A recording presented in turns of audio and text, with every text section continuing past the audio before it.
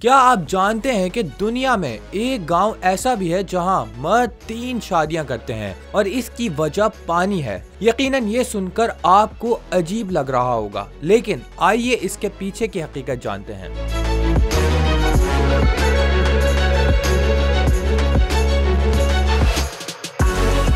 भारतीय रियासत महाराष्ट्र के गांव में मर्द पानी की वजह से तीन शादियां करते हैं। इस गांव के लोगों को पानी के बहरान का शिद्दत से सामना है और यही वजह है कि यहाँ की खवातीन पानी लेने के लिए गांव से कोसों दूर कुओं पर जाती हैं और वहां से पानी लाती हैं। गैर मुल्की खबर एजेंसी की रिपोर्ट के मुताबिक वो कुआं गाँव से इतना दूर है कि रोजाना खवातीन को पानी लाने में 12 घंटे लग जाते हैं। दिलचस्प और गैर मामूली बात यह है कि जब कोई औरत हामला हो जाती है तो उसका शौहर दूसरी या फिर तीसरी शादी कर लेता है ताकि एक घर संभाले और दूसरी बीवी कुएं से पानी भर के लाए। रिपोर्ट के मुताबिक गांव के मर्दों से दूसरी या तीसरी शादी वो खवातीन करती हैं जो तलाक याफ्ता होती हैं या जो जहेज नहीं दे पाती। ये खवातीन माशरे में इज्जत बरकरार रखने के लिए ऐसी शादियां करने पर मजबूर होती हैं।